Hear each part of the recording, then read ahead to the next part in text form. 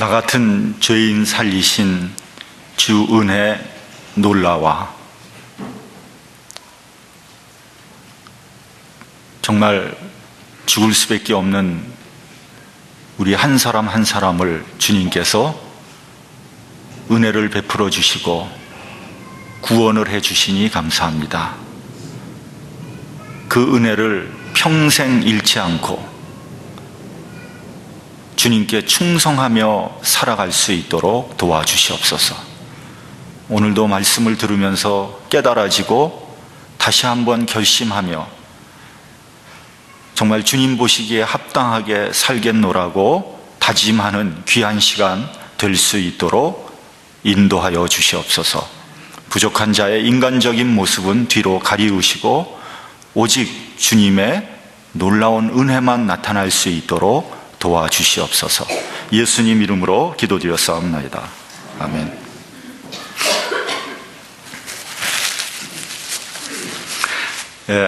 지난 여름에 제가 밴을 타고 텍사스를 다녀왔습니다. 저는 제가 이게 드라이브 하는 것을 좋아해서 웬만한 데는 비행기 타고 가지 않고요. 미국 내에는 대부분 제가 드라이브를 해서 갑니다. 그러니까 먹을 것을 좀 준비해서요. 이제 차에 싣고 고속도로 가다가 이제 그 레스트 에리아에서 잠깐 서서 간단히 이제 해먹고 그리고 이제 또 떠납니다.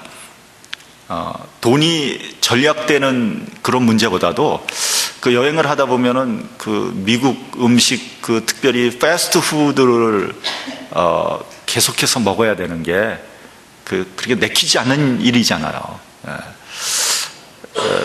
근데 이제 우리 아이들이 어렸을 때 이제 자동차 여행을 이렇게 하면은 그 레스트 에어리어에서 이렇게 밥을 이렇게 해서 먹는 것들이 그렇게 창피한 모양이에요. 애들은 굉장히 창피해 하는 거예요. 사실 이렇게 고속도로 이렇게 타고 가면은 거기 이제 간판들이 막 그 패스트푸드 간판들이 많이 붙어 있잖아요. 그래서 애들이 오늘은 좀 맥도날드 좀 먹을까 이렇게 기대를 하고 있다가 차가 그냥 레스트 에어리아에 착 쓰면은 그냥 실망하는 빛이 역력한 거죠. 아니 또 여기서 밥 먹는 거야? 이제 그러는 거죠. 근데 한 번은 한 번은 랑전 실버라는 이제 패스트푸드 레스토랑에 탁 차를 세우니까 그렇게 좋아할 수가 없는 거예요. 어쨌든 지난 여름에 이제 자동차 여행을 했는데 알칸사스 이렇게 가는데 핫스프링스라는 데 있잖아요. 이제 글로 이제 차를 이제 산길을 가고 있는데 차에서 이상한 소리가 나는 거예요. 그래서 차를 한 옆에다 세우고 보니까 플랫 타이어가 된 거예요.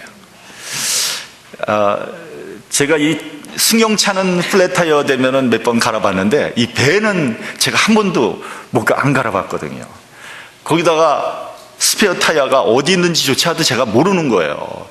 아무리 살펴도 없는 거예요. 이게 어디에 박혀 있는지. 거기가 이렇게 언덕이라서 이렇게 언덕으로 내려가는 길인데 제 길이 잘못 썼다가는 차가 기우뚱하면서 넘어갈 수도 있잖아요.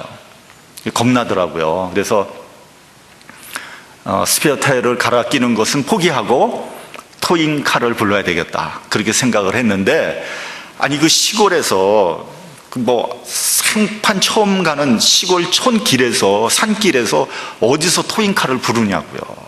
참 난감하더라고요. 그래서 이걸 어떻게 해야 되나. 날씨는 덥죠. 차는 가끔 이렇게 지나가는데 이렇게 불러도 쓰지도 않아요.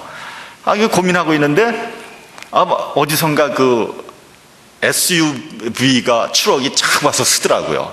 그러더니 한 전형적인 백인 젊은 남자가 탁 내리더니 뭐 좀 도와줄 게 있냐 딱 그러더라고요. 그래서 내가 사실 플랫 타이어 내가 보다시피 플랫 타이어 됐는데 내가 이거 어떻게 해야 될지 모르겠다. 내가 토잉카를 부르고 싶은데 부를 방법이 없다 그랬더니 자기가 한번 타이어를 갈아 끼겠다는 거예요. 그러더니 차를 탁 가더니 차를 가운데를 탁 열더니 바닥을 퍽퍽 뜯어요. 거기에 스페어 타이어가 있는 거예요. 그리고 거기에 뭐 이렇게 제키도 있고 다 있는 거예요. 그걸 탁 꺼내더니 뭐 제키로 쑥쑥쑥쑥 하더니 한 10여 분 만에 그냥 타이어를 확 갈아 끼는 거예요. 얼마나 존경스러워 보이든지요. 그런데 그 친구 이렇게 팔목을 보니까 고무줄 같은 거가 이렇게 끼어 있는데 보니까 이제 예수님에 대한 것이 이렇게 딱 있는 거예요. 그래서 제가 물어봤어요. 너 그리스도인이냐? 그랬더니 이 친구 하는 말이 자기가 핫스프링스 침례교에 열심히 다니고 있다. 그러면서 자기는 핫스프링스의 지역에 있는 소방관이라는 거예요. 소방관. 그러면서 또 뭐라 그러냐면 한 7마일 정도 드라이브해 가면은 거기 타이어 샵이 있는데 거기서 타이어를 갈아 끼면 될 거다. 너무너무 친절한 거예요. 그래서 제가 미국에 아직도 이렇게 진실한 크리스찬이 있구나. 제가 아주 감동 먹었습니다 그때. 그래서 제가 너무 고마워서 그냥 돈을 조금 해서 이렇게 참 고맙다 했더니 그 친구가 뭐라 그러냐면 내가 너한테 해준 것처럼 너도 다른 사람에게 필요할 때 해주라는 거예요. 이거 참 이 얼굴이 빨개지더라고요. 그러면서 네가 목사보다 낫다. 저 그렇게 생각을 했습니다. 정말 그냥 지나칠 수도 있었는데 그 더운 여름날 땀을 뻘뻘 흘리면서 남을 위해서 그렇게 손이 새까매지도록 그렇게 도와주는 사람이 있었다는 거죠. 성 프란시스코라는 사람의 이야기입니다. 어느 추운 겨울날이었어요. 이 길모퉁이에 어떤 사람이 오들오들 떨고 있었습니다. 프란시스코가 다가가서 물어봅니다. 내가 뭐 좀 도와줄 게 있습니까? 그랬더니 이 사람이 제가 지금 굉장히 춥습니다. 프란시스코는 자기가 입고 있던 옷을 벗어서 그 사람한테 입혀줬습니다. 근데 가만히 보니까 이 사람이 문둥병자예요.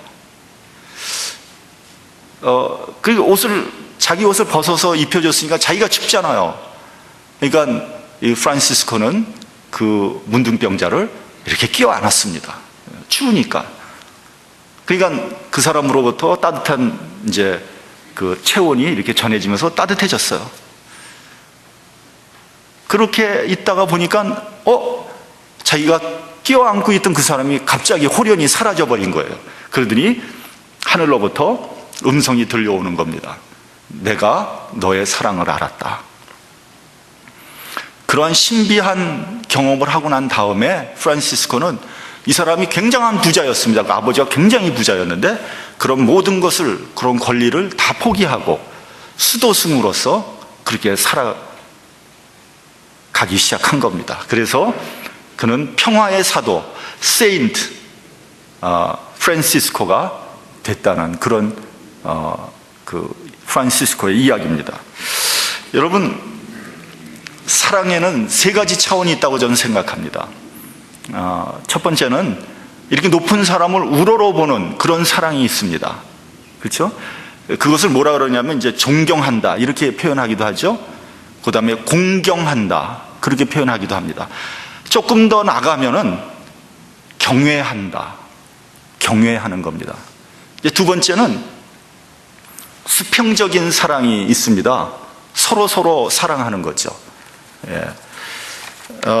세 번째는 높은 위치에서 낮은 사람을 사랑하는 그런 사랑이 있습니다. 그거를 뭐라 그러냐면 긍휼이라고 합니다. 긍휼. 불쌍히 여기는 마음이죠. 주님께서는 우리를 긍휼히 여긴 겁니다. 그래서 사랑하신 겁니다.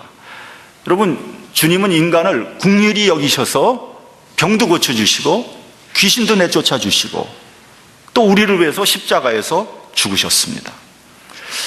여러분, 주님은 인간을 불쌍히 여겼습니다. 여러분, 이렇게 복음서를 보면 주님이 그들을 긍휼히 여기사 그렇게 쓰여져 있습니다. 여러분, 우리는 주님의 긍휼을 받아야 됩니다. 우린 그런 존재예요. 여러분, 우리 인간은 한번 가만히 생각해 보십시오. 다 불쌍한 존재거든요. 그냥 그 고통당하고 먹고 살려고 노력하고 그 고생을 하고 말이죠. 어저께 그 TV에서 탈북자 그 실화를 하나 봤습니다.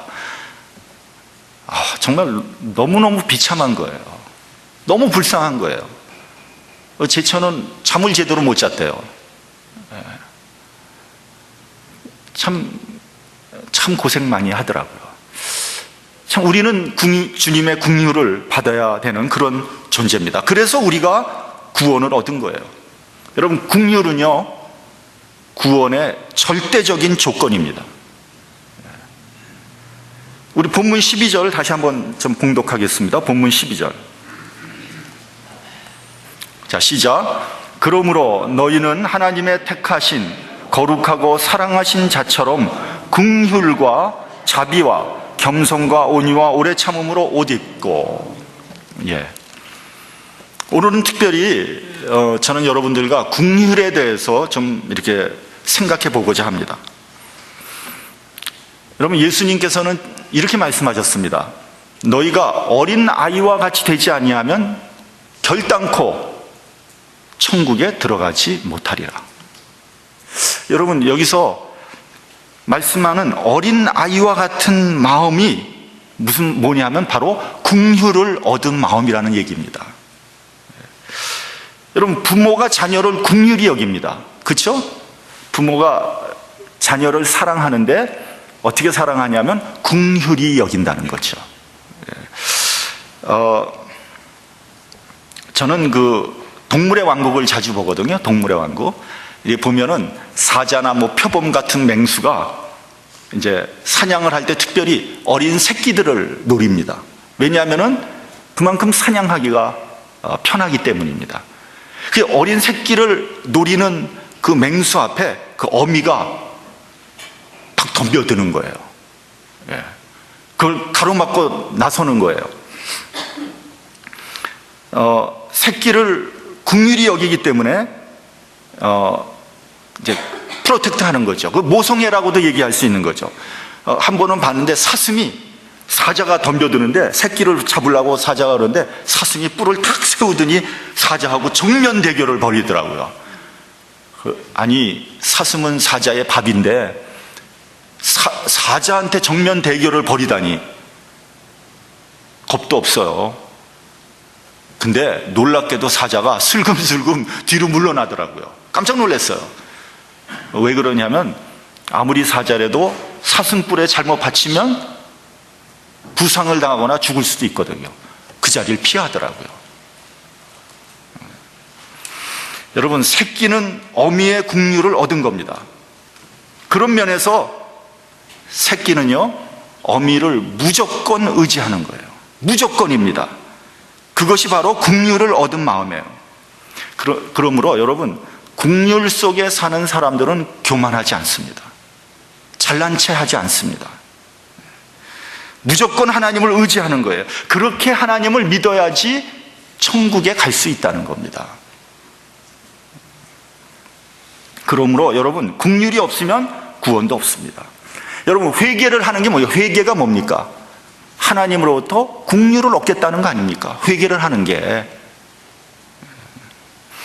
회개는 자기의 의를 포기하는 겁니다. 나는 잘난 것도 없고 나는 잘한 것도 없습니다. 하나님, 나를 불쌍히 여겨 주시옵소서. 자기의 의를 완전히 포기하는 거거든요. 나는 부족하기 그지없는 자입니다. 하나님 앞에 백기를 드는 거예요. 그게 회개입니다. 그러면 하나님의 긍휼을 얻게 되는 거죠. 야고보서 2장 13절을 보면요, 긍휼을 행하지 아니하는 자에게는 긍휼 없는 심판이 있다. 긍휼을 행하지 않는 자에게는 긍휼 없는 심판이 있다. 이와 같이 너희들이 하나님으로부터 긍휼을 얻었으니 너도 다른 사람에게 긍휼을 베푸는 것이 마땅하다는 거죠. 여기에 대해서 예수님이 아주 적절한 예화를 들으셨습니다. 뭐냐면은 10,000달란트를 빚진 종이 있었죠. 그 주인 앞에 끌려 나옵니다. 주인이 뭐라 그러냐면 저자와의 몸과 저자의 처와 그 자식들과 그의 소유를 모조리 팔아서 빚을 갚게 하라. 그러니까 이 사람이 어떻게 합니까? 그 사람 앞에 엎드려서 애원을 합니다. 시간을 조금만 주십시오. 그럼 제가 어떻게든지 좀 갚도록 하겠습니다. 근데 이 주인이 보니까 도무지 갚을 능력이 없죠. 불쌍히 여깁니다. 불쌍히 여겨서 놓아주면서 그 빚도 탕감해 줍니다. 그러니까 이 사람은 너무너무 기쁜 거죠. 그래가지고 막 너무 좋아서 길을 나서다가 자기에게 100데나리온을 빚진 사람을 만나게 되죠. 이 사람의 멱살을 잡습니다. 그리고 네가 나한테 빚진 거 빨리 변제해. 막 윽박지릅니다. 이 사람이 또 그 종한테 무릎을 꿇습니다. 조금만 좀 시간을 주십시오. 제가 갚도록 하겠습니다. 근데 이 사람은 가혹하게도 그냥 감옥 속에다 쳐집어넣었어요. 그 얘기를 주인이 듣지 않습니까? 그래서 그 종을 부릅니다. 내가 너를 불쌍히 여기지 않았느냐? 너에게 100데나리온 빚진 그 사람도 네가 불쌍히 여겨야 마땅하지 않겠느냐? 그렇게 해야지 마땅하지 않겠느냐? 주인은 노예에서 빚을 갚을 때까지 그 종을 감옥 속에다 집어넣습니다. 이와 같이 중심으로 형제를 용서하지 않으면요, 하나님께서도 너희에게 이와 같이 하신다고 했습니다. 여러분, 이것이 우리 기독교의 핵심적인 교리입니다. 기독교 윤리는 어렵지 않습니다. 심오한 사상이나 현학적인 논리가 아닙니다. 내가 용서받았으니까 너도 용서해 주라는 거예요. 내가 긍휼을 받았으니까 너도 긍휼을 베풀라는 겁니다. 어려운 거 아니에요. 여기에 무슨 해석이 필요하고 여기서 무슨 신학이 필요하겠습니까? 어린아이도 다 동의하고 이해할 수 있는 그런 내용이죠. 예화에 나오는 10,000달란트라는 것은 환산을 하면요, 얼마냐면 6천만 데나리온입니다. 6천만 데나리온. 천문학적인 돈입니다. 갚을 수 없는 돈이에요. 100데나리온에 60만 배에 해당하는 돈입니다. 60만 배나 돈을 탕감해 줬는데 겨우 100데나리온 가지고 눈에 불을 켜서야 되겠느냐, 이런 얘기입니다. 이래서야 어찌 인간이라고 할 수 있겠는가? 여러분, 여기서 예수님이 말씀하신 10,000달란트는요, 우리의 죄값을 상징하는 겁니다. 도무지 갚을 수 없는 죄, 이 죄를 용서해 주셨는데 너희는 왜 다른 사람의 조그만 허물, 실수, 잘못을 용서하지 못하고 난리를 치느냐, 이런 말씀입니다. 그래서야 어찌 온전한 양심적인 인간이라고 할 수 있겠느냐? 어떻습니까, 여러분? 이 말에 자유한 분 있습니까? 우리는 늘 남을 비판하고 용서하지 못합니다. 그러니까 여러분, 다른 것이 죄가 아니라 긍휼이 없는 것이 죄라는 거예요. 긍휼이 없다는 것은 내가 엄청나게 큰 긍휼을 입었다는 부채의식이 없다는 겁니다. 그것이 죄라는 거예요. 여러분은 긍휼히 여기는 마음이 있습니까? 여러분은 다른 사람을 볼 때 불쌍히 보고 있습니까? 부부간에도 서로 불쌍히 보고 있습니까? 여러분, 부부간에 막 서로 말다툼할 때, 의견이 막 엇갈려서 막 다툼을 할 때 여러분은 부인을 혹은 남편을 불쌍히 보고 있습니까? 저 인간도 참 나 만나가지고 참 고생 많이 한다. 혹시 여러분 그런 마음 갖고 있습니까? 사실 아닙니까? 사실? 나 만났기 때문에 고생하는 거 아닙니까?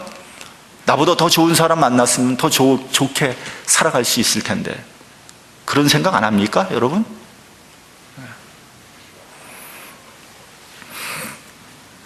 이제 그런 생각이 들면 싸우다가도 그만두게 되는 거죠. 여러분, 이렇게 싸우는 거 보면 자기가 옳다고 생각하니까 싸우는 거예요. 자기가 의롭다고 생각하니까, 내 말이 맞다고 생각하니까 끝까지 싸우는 거거든요. 정말 여러분, 정말로 그렇게 의롭습니까? 여러분, 나는 잘못이 없는 겁니까? 나는 허물이 없습니까? 여러분, 나도 국류를 입은 사람이란 사실을 알아야 됩니다.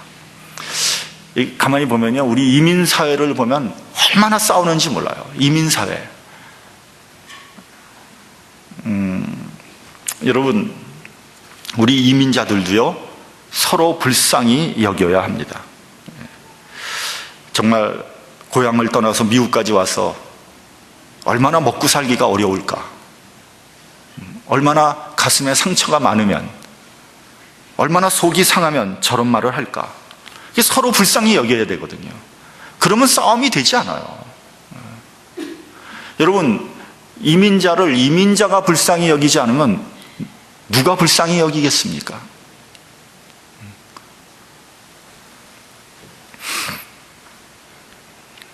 우리가 이렇게 서로 이해하고 긍휼히 여길 때 용서할 수 있고 사랑할 수 있는 겁니다. 긍휼의 반대는 뭐냐면 냉정입니다. 냉정함.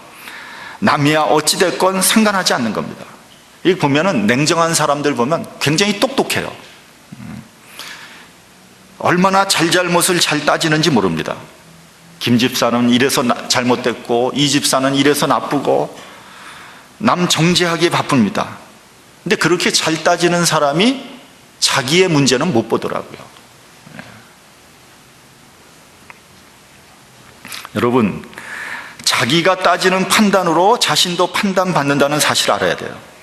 내가 정죄하면요, 나도 똑같이 정죄받는다는 사실을 알아야 됩니다.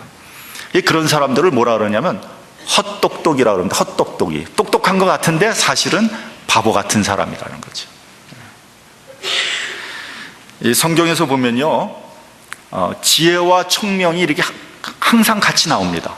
여러분, 총명이라는 것은요, 똑똑하다는 게 아니에요.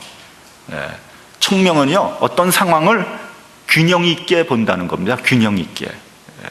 다른 사람의 잘못을 보면 자기의 잘못도 볼 줄 아는 사람, 그 사람이 총명한 사람이에요.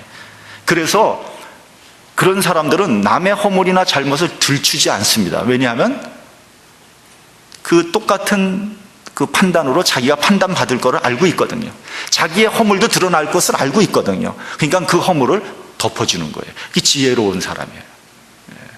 그래서 지혜와 총명이 항상 같이 나오는 겁니다. 여러분, 똑똑한 사람은 자신이 한 심판으로 자신이 심판받게 되지만, 긍휼을 베푸는 사람은 동일한 긍휼로 은혜를 입게 되는 겁니다. 주님은요, 심지어 남을 불쌍히 여기지 않는 것도 죄라 그랬습니다. 남이 어려움 당하고 있는데 나하고는 상관없다고 냉정하게 모른 척하는 것도 죄라는 거예요. 얼마 전에 여러분, 뉴욕 지하철에서 있었던 사건 알고 계시죠? 한인 남성, 한 50대 남성이 흑인 한 30대 되는 남자가 그냥 밀어가지고 지하철 선로에 떨어져 버렸어요. 근데 마침 열차가 들어오고 있었단 말이죠. 그래서 이 사람이 열차에 치여서 죽고 말았어요. 근데 여러분, 이 사람이 떨어지고 그 다음에 열차가 치여서 죽는 데까지 얼마 걸렸냐면은 22초 걸렸대요. 22초 동안 어떤 사람이 조금 손만 내밀었으면 그 사람 안 죽을 수 있거든요. 여러분, 22초가 그렇게 짧은 시간 아닙니다. 한번 생각해 보세요. 똑딱 똑딱 똑딱 22초. 그거 막 나오려고 그랬을 거 아닙니까? 이 사람은 손만 내밀었으면 이 사람 사는 건데 아무도 손을 내밀지 않은 거예요. 아무도 도와줄 생각을 하지 않은 거예요. 그냥 눈만 멀뚱멀뚱 뜨고 있었던 거예요. 거기 또 사진 기자라는 놈은 또 그렇게 죽어가는 것을 또 사진으로 찍었대요. 그런 미친놈이 어디 있습니까? 사람이 죽어가는데.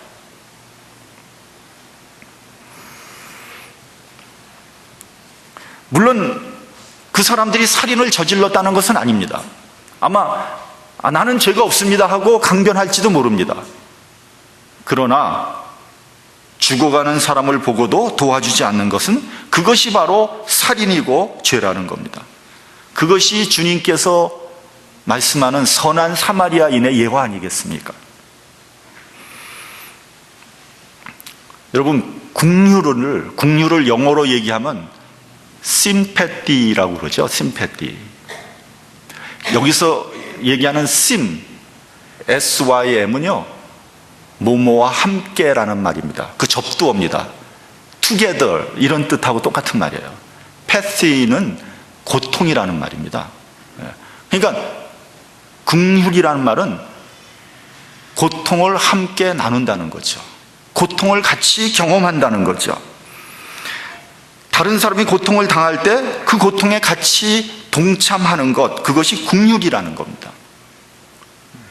그 고통이 나에게까지 전해오는 겁니다. 이제 병원에를 갔더니요, 어떤 엄마가 어린아이를 들쳐업고 병원 이머전시로 들어왔어요.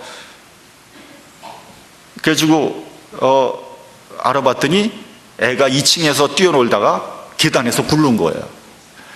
그래가지고 이제 애를 엑스레이를 막 찍었습니다. 찍어봤더니 뭐 뼈 같은 데는 괜찮은데 애가 자꾸만 머리가 아프다고 우는 거예요. 머리가 아프다고. 그래서 머리를 CT 촬영을 한 거예요. 쫙 촬영했는데 다행히도 머릿속에 피는 나오지 않았는데 두개골에 좀 금이 갔다는 거예요. 그러더니 그 병원에서는 못하니까 더 큰 병원으로 가라. 이 엄마가 두개골에 금이 갔다는 말을 딱 들으니까 그냥 그 자리에서 그냥 퍽 꼬꾸라지더라고요. 그냥 퍽 꼬꾸라져요. 그러더니 막 우는 거예요. 살려달라고. 그 애의 아픔이 그 엄마한테 그대로 전해져 오는 거죠. 차라리 내 두개골이 금이 가는 게 낫지. 그 어린아이가 아파하는 것을 차마 마음속에 참질 못하는 거죠. 바로 그런 마음이 긍휼이라는 겁니다. 상대방의 처지를 그대로 공감하는 거죠. 여러분, 제가 긍휼에 대해서 이런 여러 가지 이야기를 나눈 이유는 긍휼이 없으면 용서가 되지 않는다는 거예요. 문제는 거기 있습니다. 내가 그 사람을 긍휼히 여기지 않으면 용서가 되지 않습니다. 하나님께서도 우리를 긍휼히 여기셔서 용서해 주셨어요. 더 중요한 건 뭐냐면 내가 용서하지 않으면 그 사람을 사랑할 수 없다는 거예요. 우리 본문 14절 같이 한번 봉독하겠습니다. 본문 14절. 자, 시작. 이 모든 것 위에 사랑을 더하라. 이는 온전하게 매는 띠리나. 여러분, 사랑을 해야지 온전하게 띠가 메어지는 거예요. 비로소 사랑을 해야지 하나가 될 수 있는 겁니다. 현대 사회에서, 현대 교회에서 잃어버린 것이 있다면 바로 이러한 사랑입니다. 성도들 간에 서로 긍휼하게 여기는 마음, 이것이 사라졌어요. 서로 이해하고 공감하는 마음이 없어졌습니다. 소 닭 보듯이 합니다. 옆에 사람이 얼마나 어려운지 관심 없어요. 죽는지 사는지 모릅니다. 그래서 아무리 교인이 많아도 홀로 고독한 거예요. 내 마음을 나눌 만한 교우가 한 사람도 없는 거예요. 여러분, 그런 상태에서 아무리 주의 사역을 열심히 한다 그래도 그것은 모래 위에 지은 집과 같은 겁니다. 그거 소용없습니다. 감동을 주지 못합니다. 사랑 없이 하는 사역은 주님께서도 기뻐하지 않습니다. 우리가 시급하게 회복해야 되는 것이 있다면 바로 긍휼입니다. 긍휼. 금년에 우리 교우 중에 2분이 대수술을 받았습니다. 하나님께 도와달라고 새벽 기도, 금요 기도회, 또 시간이 있을 때마다 기도했죠. 우리 교우들도 다 기도했을 겁니다. 2분이 다 수술 결과가 좋아서 얼마나 감사한지 모릅니다. 특히 하집사님은 전 그렇게 심각한지 몰랐어요. 그냥 이렇게 조금 스트로크가 젊은 나이에 스트로크가 좀 왔다 그래서 이제 식이요법 잘하고 운동하고 그러면은 아마 괜찮을 거다고 생각을 했습니다. 근데 뭐 몸이 좋지 않아서 이머전시 갔다는 연락을 받았죠. 그래서 밤중에 이머전시에 갔어요. 갔더니 뭐라 그러냐면 그 병원도 꽤 큰데 그 병원에서는 이것을 좀 감당이 안 되고 UIC 대학병원에 가야 된다고 그렇게 얘기를 하더라고요. 상당히 불길했습니다. 그래서 UIC에 가가지고 정밀검사를 했더니 이건 갈수록 청천벽력이에요. 반드시 수술해야 되고 잘못하면 평생 밥도 못 먹을 수 있고 말도 못 할 수 있다는 거예요. 가슴이 철컥 내려앉더라고요. 제가 그 정도니 뭐 본인이 어떻게 본인, 그 가족은 어떻겠어요? 말로 얘기할 수가 없는 거죠. 그래서 이제 교회 오자마자 연속 기도표를 만들었습니다. 우리 교우들이 빈칸에다 자기 이름을 다 써놨어요. 부모 자식같이, 형제 자매같이 걱정하면서 함께 기도했어요. 기도 응답을 받아서 수술이 아주 성공적으로 잘 끝났습니다. 다들 너무 좋아했죠. 우리 교우들이 서로 불쌍하게 생각한 겁니다. 이것이 주님 안에서의 형제 자매의 사랑이 아닌가, 전 그렇게 생각합니다. 어저께 새벽에 새벽기도 끝나고 또 5km 걸었잖아요. 하집사도 또 같이 걱정했어요. 그리고 걸어도 되는지 5km를. 근데 괜찮아요 목사님, 딱 그러더라고요. 얼마나 감사한지 모릅니다. 우리 교회가 이런 사건들을 통해서 하나가 된 거예요. 저는 올해 마지막 주일 설교를 묵상하면서 어떻게 하면 우리 교우들이 서로 더 관심을 갖고 더 걱정해주며 서로 긍휼히 여길 수 있을까? 어떻게 하면 서로 허물을 감싸주고 용서할 수 있을까? 어떻게 하면 서로 사랑해서 온전하게 하나가 될 수 있을까? 고민했습니다. 여러분, 해답은 간단합니다. 내가 부족한 자입니다. 내가 허물이 있는 사람입니다. 내가 주님의 긍휼을 입은 자입니다. 그렇게 고백하는 우리 모두가 됐으면 좋겠습니다. 그것이 우리가 하나가 되는 유일한 방법이에요. 다른 방법 없습니다. 뭐 돈 갖다 주고 쌀 갖다 주고 뭐 그런다고 되는 게 아니에요. 나를 겸손히 낮추고 내가 잘못했습니다. 내 미스테이크입니다. 서로 불쌍히 여기고 서로 위해 주는 것. 그래서 내년에는 정말 우리가 하나가 됐으면 좋겠어요. 한 사람도 소외되지 않고요, 한 사람도 고독하지 않았으면 좋겠어요. 그래야지 비로소 우리 교회가 하나님의 교회라고 말할 수 있습니다. 사랑의 공동체가 되지 못하면서 아무리 주의 일 많이 해봐야 소용없습니다. 여러분, 우리 가운데 긍휼이 없습니까? 용서가 없습니까? 사랑으로 하나 되지 못했습니까? 그러면 지금 하고 있는 일을 전부 다 중단하십시오. 하지 마세요. 그 의미가 없습니다. 그리고 무릎 꿇고 겸손히 주님 앞에 회개하고 기도해야 됩니다. 긍휼한 마음을 회복할 수 있도록 기도해야 됩니다. 그래서 우리가 하나가 될 수 있다면 돌아오는 2013년 아무리 힘들고 어렵다고 할지라도, 아무리 고달프다고 할지라도 우리가 하나만 된다면 얼마든지 극복할 수 있습니다. 넉넉히 극복할 수 있고요, 행복할 수 있습니다. 아무리 상황이 어려워도 우리 교회, 우리 가정은 행복할 수 있습니다. 우리 가정, 우리 교회가 정말 주님과 함께하는 그런 가정이 되기를, 그런 교회가 되기를 주님의 이름으로 간절히 축원합니다. 기도하겠습니다.